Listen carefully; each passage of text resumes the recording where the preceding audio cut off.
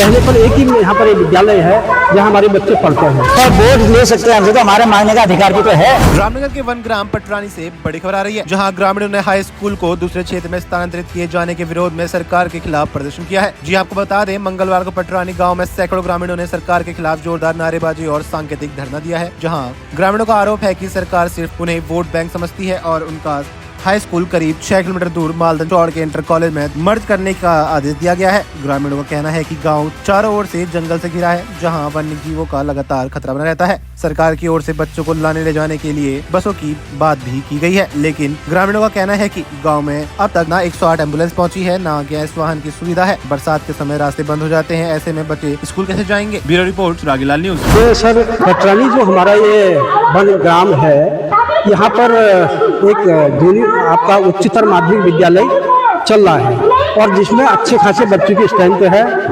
और इस विद्यालय को क्लस्टर विद्यालय के रूप में आपका जो मालधन चौड़ है वहाँ पर समायोजित किया जा रहा है, जिससे यहाँ के लोग काफ़ी नाराज हैं, यहाँ की जनता, क्योंकि कहने पर एक ही यहाँ पर एक विद्यालय है जहाँ हमारे बच्चे पढ़ते हैं।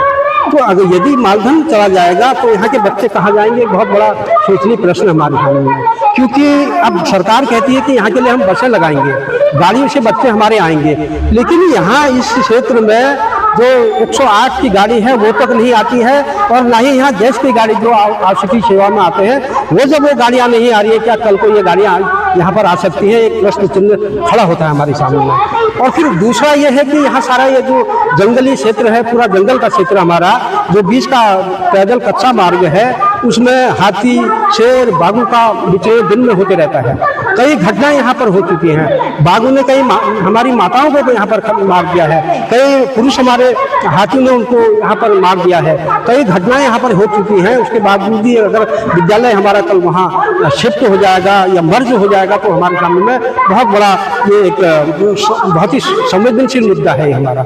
इसके लिए हम पीछे नहीं हटेंगे, इसके लिए पूरी संघर्ष से पूरी ताकत इसके लिए लगाएंगे, पूरा हम लड़ाई लड़ेंगे पूरे गांव वाले। आज ये एक हमारा सांकेतिक धरना है, हम सरकार को चेताने चाहते हैं और कहना चाहते हैं माननीय मुख्यमंत्री जी को, जो ये हमारा पटरानी का हाई स्कूल है इसको मालधन चौड़ में शिफ्ट न किया जाए, मालधन चौड़ में मर्ज न किया जाए, बल्कि ये जो यथावत इसको यहाँ पर रहने दिया जाए। यहाँ पर बच्चों की अच्छी स्ट्रेंथ है और कम से कम यहाँ पर की जो हमारी आबादी है, कम से कम यहाँ पर हमारे 5000 की आबादी यहाँ पर है।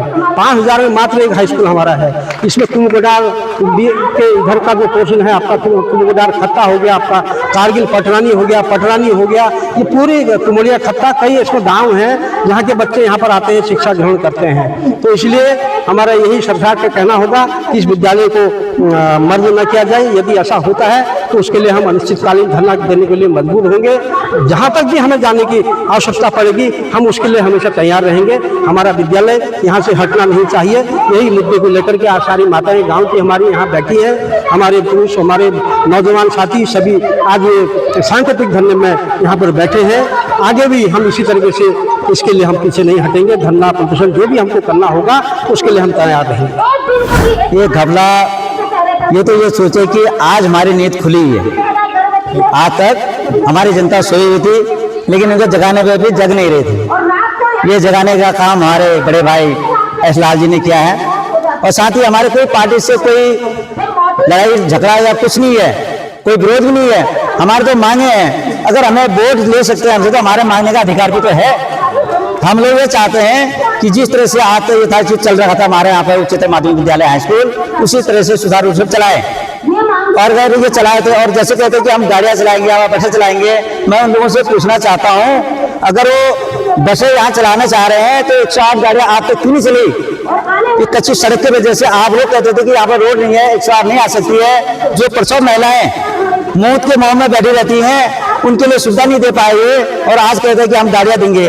गाड़ियाँ देंगे कैसे देंगे? इतना बड़ा गांव हमारा क्षेत्र है, पटरानी, कारगिल, कुमुगडार, नई बस्ती, इस तरह से हमारा वन क्षेत्र है। इस गांव में अपने निवास स्थान करते हैं हम लोग, किसी तरह से कठिनाई में अपना जीवन व्यतीत करते हैं, लेकिन सरकार को आज तक हमारे विषय में सोचा ही नहीं। सोचना होता तो 108 गाड़ियां पहले लगी हुई थी, और आज हमारे पास जो संस्था आ रखी है हाई स्कूल की, इसको धीरे धीरे जा रहा है। हमारा मानना, हमारा जनता का मानना ये है कि हो सकता है आज ये हाई स्कूल साफ कर रहे हैं, यहाँ से हमारे नजरों से हमारे बच्चों से वंचित कर रहे हैं शिक्षा से, इसी तरह से कहीं जूनियर हाई स्कूल और प्राइमरी और इस तरह से लाइट का भी कहीं हमारे पे विलुप्त ना कर दिया जाए। मैं आप लोगों से आपके माध्यम से, आपके चैनल के माध्यम से कहना चाहूंगा सरकार से कि इन मर्जों पे जो हमारे उच्चतर माध्यमिक विद्यालय स्कूल को जो मालदन चौड़ के लिए इनने मर्जी किया है उसको रोक दिया जाए। अगर नहीं रोका तो जनता आक्रोशित है और आंदोलन के लिए आगे के लिए बाध्य रहेगी। इसकी जिम्मेदारी स्वयं सरकार की रहेगी।